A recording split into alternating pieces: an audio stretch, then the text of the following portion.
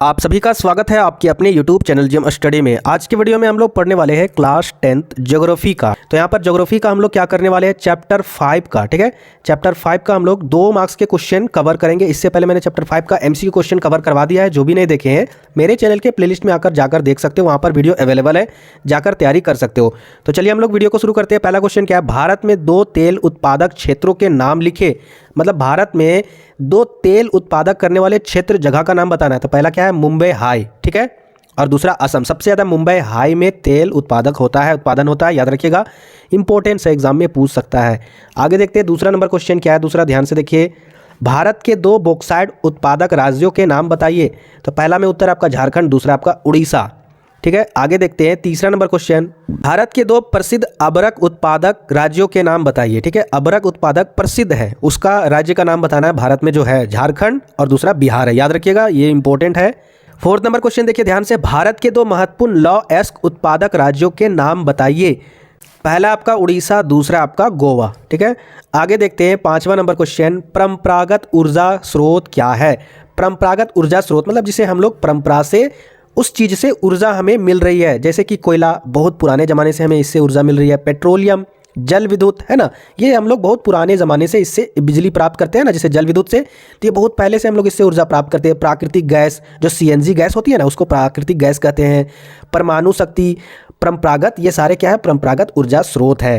दूसरा क्या है, गैर परंपरागत ऊर्जा स्रोत क्या है, ये आपको बताना है। तो यहाँ पर देखिए, गैर परंपरागत ऊर्जा स्रोत ऊर्जा के असमाप्य संसाधन है या फिर साधन है। मतलब ये समाप्त नहीं हो सकता है, ऐसे संसाधन है जिसको जितना खर्च करो, उससे ऊर्जा जितना निकालो कभी समाप्त नहीं होगा। जैसे सौर ऊर्जा, अरे भाई सूरज खत्म नहीं होगा तो फिर उससे मिलने वाली ऊर्जा कभी खत्म होगी नहीं।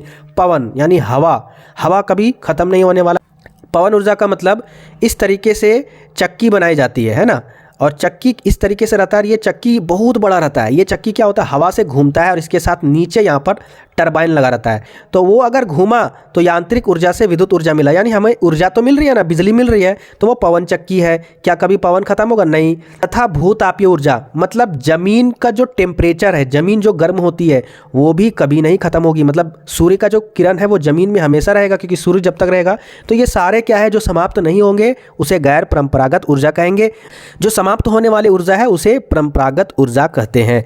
7वां नंबर देखते हैं यहाँ पर क्वेश्चन क्या है, घरों में उपयोग किए जाने वाले 2 ऊर्जा संसाधनों के नाम लिखे। आप लोग बखूबी जानते हो, पहला कोयला है और दूसरा प्राकृतिक गैस, जो आप लोग LPG गैस डलवाते नहीं हो, जो गैस वाला चूल्हा है वही। दूसरा क्या है, जीवाश्म ऊर्जा का उदाहरण दे। जीवाश्म ऊर्जा किसे कहते हैं, कोयला और पेट्रोलियम को कहते हैं। ठीक है, याद रखिएगा, लकड़ी भी हो सकता है इसमें, लकड़ी भी जीवाश्म ईंधन में। आगे देखते हैं 9 नंबर क्वेश्चन, भारत के 2 महत्वपूर्ण मैग्नीज अयस्क उत्पादक राज्य के नाम बताइए। पहला आपका मध्य प्रदेश, दूसरा उड़ीसा। आगे देखते हैं 10वां नंबर क्वेश्चन, भारत में 2 राज्यों के नाम लिखे जहां चूना पत्थर पाया जाता है। तो पहला उत्तर आपका मध्य प्रदेश, दूसरा आंध्र प्रदेश। आगे देखते हैं 11वां नंबर क्वेश्चन, खनिज क्या है, इनमें संघटक और संरचना स्वरूप में समानता पाई जाती है। ये शैली और अयस्कों के अवयव हैं।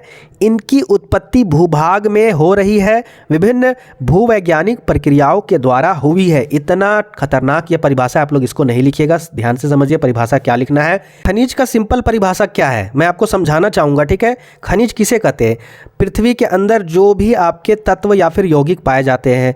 खनिज कहने का मतलब है कोयला भी एक खनिज ही है। तो ऐसे संसाधन जिसका इंसान उपयोग करता है, उससे ऊर्जा प्राप्त करता है, जिसे वैज्ञानिक कई तकनीक द्वारा उसे निकालते हैं, खोजकर्ता द्वारा खोजते हैं, उसी को ना खनिज कहते हैं। तो अपनी भाषा में अगर आंसर लिख भी सकते हो ना, तो चिंता करने की बात नहीं है, आप सिंपल आंसर दे दीजिएगा ना। टेंशन नहीं है कि ये याद नहीं हो रहा है, कैसे याद करेंगे, आप अपनी भाषा में लिखिए, कोई दिक्कत नहीं है, आपको नंबर मिल जाएगा। आगे देखिए यहाँ पर 12 नंबर क्वेश्चन है, ध्यान से देखिए क्या आपका, ये भी इंपॉर्टेंट है, एग्जाम में पूछा गया क्वेश्चन है। लौह खनिज क्या है।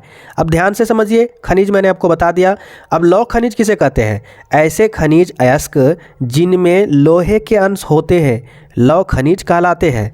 अब यहाँ देखिए, लौह खनिजों में लौह अयस्क, मैग्नीज अयस्क, क्रोमियम, कोबाल्ट, टंगस्टन तथा निकेल शामिल होते हैं। तो ये सारे क्या है, उदाहरण लौह अयस्क के हैं। ठीक है, तो ये सारे क्वेश्चन 2 नंबर वाले क्वेश्चन थे, मैंने आपको वीडियो में कवर करवा दिए हैं। आई होप कि आपको पसंद आए होंगे, तो प्लीज़ वीडियो को लाइक कीजिएगा और साथ ही साथ जो भी नए व्यूवर है चैनल को सब्सक्राइब जरूर कीजिएगा। ठीक है, आज की वीडियो में इतना ही, तब तक के लिए जय हिंद, जय झारखंड।